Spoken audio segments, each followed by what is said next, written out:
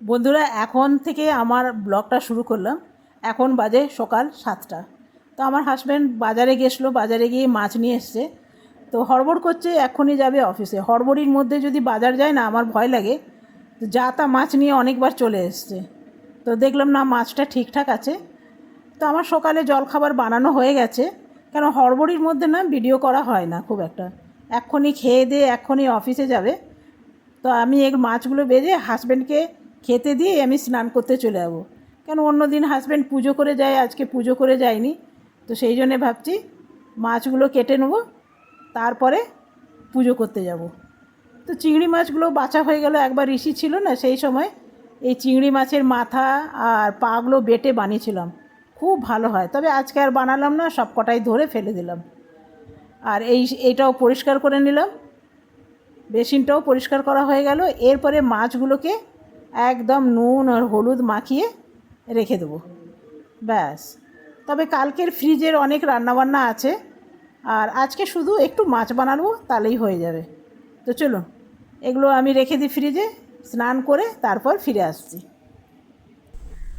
Welcome back to my channel. আশা করি আপনারা সকলে খুব ভালো আছেন, আর আমিও খুব ভালো আছি। তো আমার মাছ ধোয়া হয়ে গেছে, আর পুজো করব। এবারে ফুল তোলা হয়নি, তো এখন যাব ফুল তুলতে। আজকে সকাল সকাল আমার হাজব্যান্ড চলে গেছে অফিসে। তো আমার হাজব্যান্ড সকালের পুজোটা ফুল টুল উঠিয়ে দিয়ে যায়, আর কিছুটা ঘরে রেখে যায় আমি পুজো করব বলে। তো আজকে কিচ্ছু করে যায়নি, দেখছেন কিভাবে। আর কাল থেকে বৃষ্টি হয়নি, 2 দিন হলো রোদ দিচ্ছে, কালকেও রোদ দিয়েছে, আর আজকেও ভীষণ রোদ দিয়েছে। তো আজকে বিশেষ রান্নাবান্না করব না, কিছু ভাজাভুজি কালকে বরবটি ভেজেছিলাম আছে, আর কিছু সকালে করে নিয়েছি। সেই জন্যে আর কিছু করব না, কারণ সকাল সকাল উঠেছিলাম, তো সকাল সকাল রান্না হয়ে গেছে। আর আপনাদের সাথে শেয়ার করিনি, ভালো কিছু হলে শেয়ার করি। তো চলুন আগে পুজোটা করে আসি, পুজো বাকি আছে, পুজো করে তারপর ফিরে আসছি। ফুল উঠাবো, গোপালকে চান করাবো, শিব ঠাকুরকে চান করাবো। এগুলো কালকের ফুল, এগুলো ফেলে দিই। এই দেখুন, এইরকম একটা এই সাবান টাবান আছে না ঘরে, সেই সাবানগুলোর মধ্যে না আমি জল দিয়ে রেখে দিই, তাহলে ডেলি জল দিতে লাগে না, এর থেকেই জল নিয়ে নেয়। আর কি সুন্দর লাগছে দেখুন। এই একটা গাছ থাকলে না আপনার সারা ঘরে গাছে গাছ হয়ে যাবে। তো এইখানে রাখি, জানেন আগে সেরামিকের পটগুলো রাখতাম, সব পড়ে পড়ে ভেঙে গেছে, এখন প্লাস্টিকের রাখি। আপনাকে আমি দেখাবো কীরকমভাবে ভেঙেছে। একটাকে তবু মায়া করে ফেলতে পারিনি। এই যে ভাঙার টুকরোটা এখানে আছে, এই যে এইরকম এরকম অনেকগুলো ভেঙেছে। তো এটাকে রেখে দিয়েছি, ভাবছি যদি আঠা টাঠা দিয়ে যদি সাঁটানো যায় না সেটাই। তো চলুন আগে ফুলটা উঠে নিয়ে আসি। আর আমাদের বিল্লি রানীকে একবার আপনারা দেখে নেন, আরামে ওকে খেতে দিলাম না, বললাম চিকেন টিকেন, তো ওই খেয়ে দে ঘুমাচ্ছে, চিকেন আর ভাত এই খেলো। তো আবার দুপুরে আমরা যখন খাবো তখন অস্থির হয়ে যায় খাওয়ার জন্য।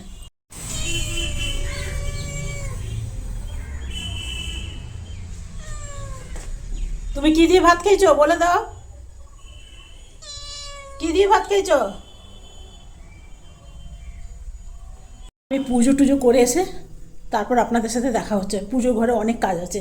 এই যে পুজোর ইয়েটা দেখলেন না, ওইটা ভাবছি একটু পিতাম্বরি দিয়ে ধুই দেবো। ওইটা 2 দিন ধোয়া হয়নি, জল দিয়ে দিয়ে ধুই দিচ্ছিলাম, কিন্তু যেহেতু পেতলের জিনিস না, এগুলো মেনটেন করতে বড় হয়। তো ভাবছি একটু পিতাম্বরি দিয়ে ধুয়ে তারপরে ফুল উঠাবো। তো চলুন, এখন আমার হাজব্যান্ড চলে এসছে, আগে তালাটা খুলে দিয়ে আসি।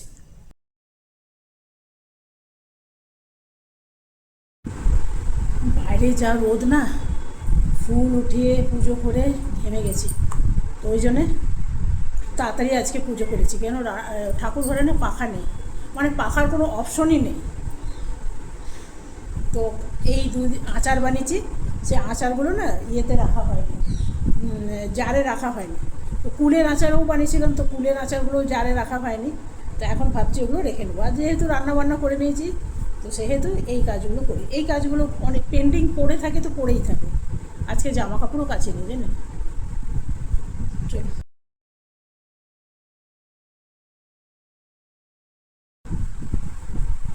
এই জারটা খুব সুন্দর ছোট্ট, আর এটা হলো কফির। তো দেখা যাক দুটো জারে আটে কিনা। চল, এইখানে একটা যেহেতু কাঁচের টেবিল তো একটা কাপড় পেতে দিয়েছি। কিছু কাজ টাজ করতে গেলে আমরা খাবার টাবার খেলে না এখানে একটা টেবিল ক্লথ পেতে দিই, পেতে তারপরে এর মধ্যে খায়, চা খায়, ভাত খায়, এর মধ্যেই খায়। তো চলুন এটা ঢালি। এই আচারটা, কুলের আচারটা কবে বানিয়েছিলাম জানেন, রাখাই হচ্ছিল না। এই আচারটা গ্রেট করে বানিয়েছিলাম, ভীষণ ভালো হয়েছে। তবে এই নেক্সট বার যখন বানাবো না আপনাদের সাথে শেয়ার করব। অল্পই বানিয়েছিলাম, দুটো আমের। তো আমার হাজব্যান্ড বলছে খুব ভালো হয়েছে, আরও দুটো বানিয়ে রাখো। যেহেতু গাছে তো আম আছেই, তো ভাবছি পেড়ে বানিয়ে নেবো। তো কুলের আচারটা আর ভরবো না, না তো ঢাকনার মধ্যে লেগে যাবে। আরেকটা শিশি আছে, ওর মধ্যে ভরে নিই, এর মধ্যে বাকিটুকু হয়ে যাবে, বেশি নেই। তো এটা আমার হয়ে গেল। এরপর এই আচারটাও ভরে নেব। তবে এইটা মুড়ি দিয়ে খেতে, মেখে খেতে ভীষণ ভালো লাগছিল। চলুন এটা ভরে নিই। এরপর এই শিশিটাই ভরবো। এটা যে খেতে ভালো হয়েছে না, দারুণ দারুণ। আসলে না অনেক অনেক আচার বানিয়ে ফেলেছি, সব জারগুলো শেষ হয়ে গেছে। গাছের আম বলে এত কিছু বানাচ্ছি, কেনা হলে এত বানাতাম না।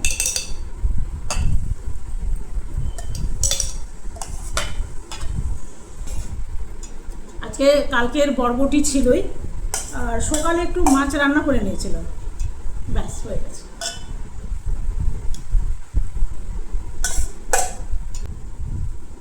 সকালে মাছ রান্না করে নিলাম, আর জলখাবারের একটু তরকারি আছে, ওগুলো না খেলে না নষ্ট হয়ে যাবে। তো সেই জন্যে বিশেষত রান্না করে নিয়েছি। আর গরমের দিনে জানি রান্নাঘরে সময় কাটাতেও ভালো লাগে না। এই যে বসে আপনাদের সাথে গল্প করছি, উপরে পাখা চলছে, এটাই অনেক। এই যে ভাবছি আচার আচার সবাইকে বাড়ি বাড়ি সেল করব। ভীষণ সুন্দর হয়েছে, ভীষণ সুন্দর। গন্ধটা না অন্য লেভেলের গন্ধ হয়েছে, কেন chaat masala, black pepper, black salt সব দিয়েছি। আমি যা পারি তাই দিয়ে দিই, কিন্তু খুব ভালো হয়। আর এই কুলের আচার যে একবার খাবে সে শিশি শেষ করে দেবে। এগুলো রাখবো ফ্রিজে, ওই জন্য রাখলাম। এই এত বড় একটা টিফিন কারি না, ফ্রিজে জায়গা নিচ্ছে অনেক। আর এটা রাখবো, একটু বেঁচে গেল, এটা রাখবো অন্য কিছুতে। আর শিশি নেই, সব শেষ। তো চলুন আমরা আগে খেয়ে, তো চলুন হাতটা ধুয়ে নিই।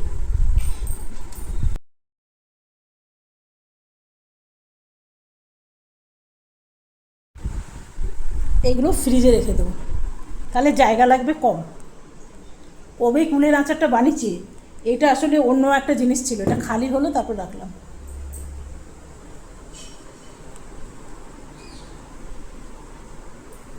তবে এই আচারটা ভাবছি আরেকবার বানাবো, জানেন এত ভালো হয়েছে না খেতে। এটা আপনি মুড়ি দিয়ে খেলেও ভালো লাগে, ভালো করে মেখে। আহা হা। বন্ধুরা দেখুন, কালকের বরবটি ভাজা, কালকেই শাক ভেজেছিলাম, আর সকালে ছিল একটু জলখাবারের তরকারি, আর এটা মাছ, এগুলো সব কালকেরই। দেখছেন থালা ভরে গেছে। সাথে নিয়ে নিয়েছি একটু কুলের আচার, আর এইটা হলো আমার থালা। দেখছেন কত কিছু আছে। আর এগুলো যদি ফ্রিজে রেখে দিই না, আজকে আবার নতুন করে রান্না করি, এগুলোরও একদম নির্ঘাত ফেলা যাবে। ওই যে বললাম না, নিরামিষ তরকারির কোনো অসুবিধা নেই। তো সকালে মাছটা একদম সাধারণ নুন, হলুদ, পাঁচফোড়ন, টমেটো দিয়ে বসে দিয়েছিলাম। এই রান্নাটা আমি অনেকবার আপনাদের দেখেছি। আর এই কুলের আচারগুলো জানেন, দুর্গাপূজার সময় মাঝে মাঝে আমরা কিনি, 100 টাকা, 100 টাকা, 50 টাকা শ, 100 টাকায় 200 গ্রাম দেয়। খেতেও এত ভালো, ঘরের মতন এত ভালো না। তো চলুন আমরা আগে খেয়ে নিই, তারপরে কথা বলবো। খুব গরম জানেন। এই টেবিল ক্লথটা উঠিয়ে দিই, এটা প্রতিদিন কাচা হয়, কেন এখানে আমাদের খাওয়া দাওয়া হয়। আর এই সোফার কভারটাও ধুয়ে দেবো, এটাও অনেক দিন ধোয়া হয়নি। তো ভাবছি মেশিনটা এই দুটো জিনিস দিয়েই চালিয়ে দেবো। যেহেতু সোফার যে এটা আছে, রান্নারটা যেটা পাতি সেটা বেশ ভারী, তো সেই জন্যে মেশিনে এর চেয়ে বেশি কিছু দেব না। আর মেশিনটা খালি আছে, এগুলো দিয়ে দেবো ব্যাস। এমনি হালকা হালকা দিলে মেশিন অনেক দিন ভালো থাকবে।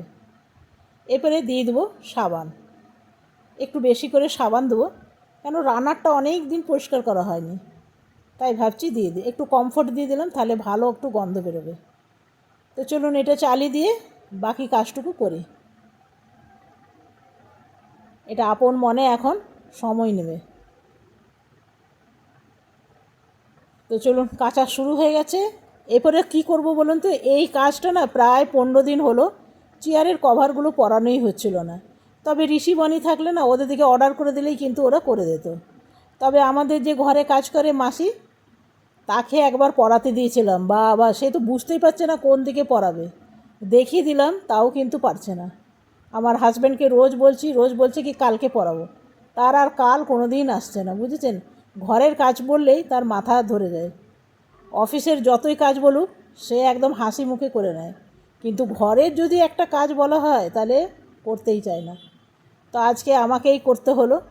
ওই যে বললাম রান্না বান্না একটু কম থাকলে না এই কাজগুলো করা যায়। তো মোটামুটি দুটো পরানো হয়ে গেছে। আর নিচের ফিতে দিয়েছে জানেন, ফিতেগুলো বেশ ছোট, সেই জন্য লাগানো যায় না। তবে এগুলো যদি পরানো থাকে না তো চেয়ারগুলো অনেকটা ভালো থাকে, নোংরা হয় না। এটাও হয়ে গেল, আর একটা বাকি আছে সেটাও পরিনি। এই যে এই একখানা বাকি রয়ে গেল। চলুন, এটা পরানো হয়ে গেছে আমার, দেখুন 4টেই পরে দিয়েছি। আর এদিকে আমার তরকারি সকালে এসেছিলো বরবটি আর কাঁকরোল, আর কোনো তরকারি আনেনি। এগুলোকে একটু ধুয়ে নেব। বাপরে বাপ, ভাবছি এই কাজটা করার পর শেষ হবে, এই কাজটা করার পর শেষ হবে, শেষ আর হচ্ছে না, হতেই থাকছে। তো চলুন এগুলো ভালো করে ধুয়ে নিই।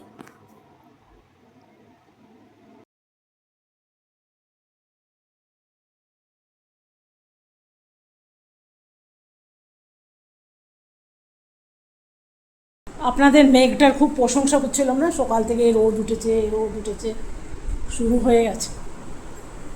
মানে বৃষ্টি আসেনি, মেঘ করেছে, বৃষ্টির আনাগোনা বলতে পারেন। যখনই হোক চলে আসবে। বিড়ালটাকে জানেন, বললাম না দুপুরে ওর চিকেন নেই, মাছ দিয়ে ভাত দিয়েছিলাম, খাইনি জানেন, রাগ করে চলে গেছে। তো যা, যেখানে যাবি সেখানে খেয়ে নে। দেখুন দেখুন মেঘটা একদম কালো হয়ে এসছে, একদম কালো হয়েছে। আর আওয়াজও করছে গুড়গুড় করে, জানেন আশেপাশে মনে হয় কোথাও বৃষ্টি হচ্ছে। আর এই যে দেখতে পাচ্ছেন উপরে, এটা হলো কামাখ্যা পাহাড়। এই পাহাড়টার নাম হলো নীলাচল পাহাড়। আর এইখানেই মা কামাখ্যা দেবীর মন্দির আছে। আগে এই ঘরগুলো ছিল না জানেন, তাহলে পাহাড়টা খুব সুন্দরভাবে দেখা যেত।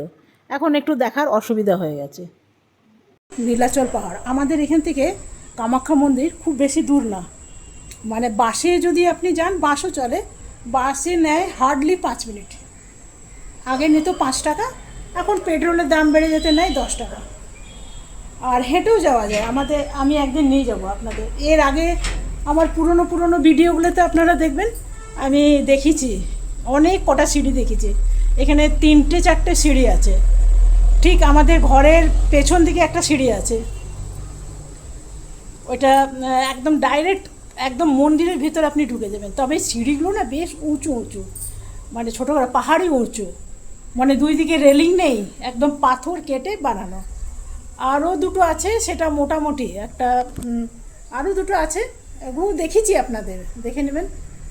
আরেকটা আছে তো, মানে ওইটা আপনি হেঁটে যেতে পারবেন না, বাপ রে বাপ, মানে ধরে রাখুন 8-10 পা চললেই না আপনার পুরো শরীর বুক ডিপ করতে শুরু করবে, এত চড়ায়।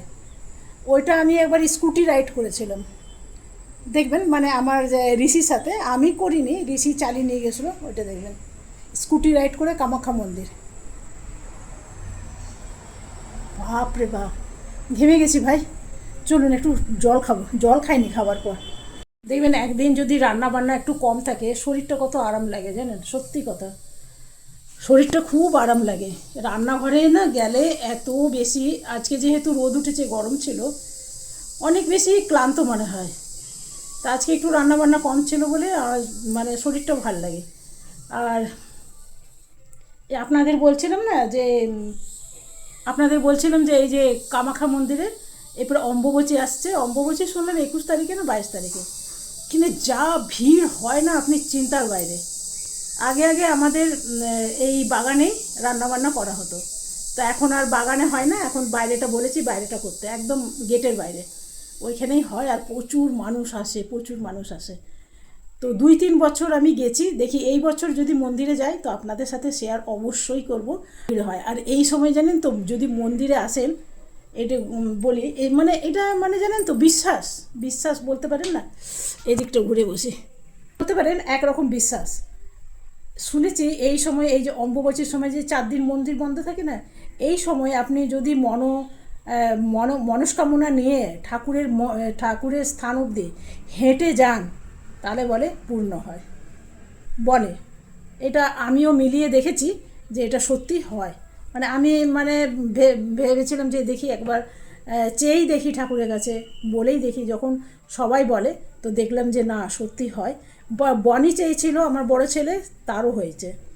তো এই সময় ঠাকুরের কি বললেন তো, এই সময় অম্বুবাচীর সময় ঠাকুর মানে পাওয়ার অনেক বেড়ে যায়, অনেক বেশি বেড়ে যায়। সেই সময় আপনি যা চাইবেন ঠাকুরের কাছে তাই পাওয়া যাবে, দূর থেকে চাইলেও হবে। তবে এসে ঠাকুরের স্থান অবধি যদি হেঁটে গিয়ে ঠাকুরের মন্দিরে, ওই সময় তো মন্দির বন্ধ থাকে, তো সবাই করে কীর্তন, ওই সময় কীর্তন হয় চারিদিকে। আর বাইরের থেকে জানেন অনেক সাধুরা আসে, বাবা আমার দেখে ভীষণ ভয় করে ভাই, ভীষণ ভয় করে। মানে একদম মানে কীরকম অনেক মালা টালা পরে, কালো পুরো ড্রেস পরে, খুব ভিড় হয়, পুরো গুয়াহাটি একদম ভিড়ে ভিড় হয়ে যায়। তো চলুন এইসব দিন এলে আপনাদের দেখাবো, তবে খুব বেশি দিন নেই। আর ওই সময় পরে ভয়ঙ্কর গরম, ভয়ঙ্কর গরম পড়ে, জানি না কেন।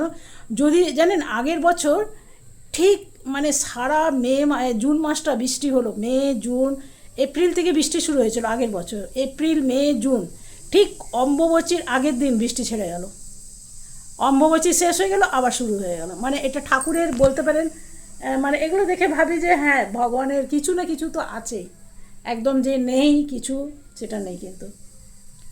তো আপনারা যদি গুয়াহাটির আশেপাশে থাকে তাহলে আসতে পারেন, তবে পাহাড়ি রাস্তা তো সবাই দম নিয়ে নিয়ে চলে আর কি, বসার জায়গা আছে, অনেক সুন্দর বসার জায়গা আছে। তারপরে রাস্তায় রাস্তায় জানেন খাবার দেয়, জল দেয়, বিস্কিট দেয়, আপনার কোনো অসুবিধা হবে না। জায়গায় জায়গায় না এমনি জলের ট্রাক দাঁড়িয়ে থাকে,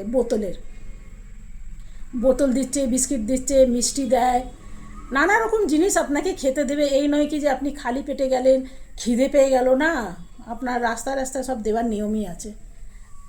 আগের বছর অবধি তো ছিল, জানি না প্রত্যেক বছর বছর আবার নিয়ম চেঞ্জ হয়। আগে আগে না গাড়ি নিয়ে যেতে দিত, এত বেশি ভিড় হওয়া শুরু হলো না, এখন আর দেয় না।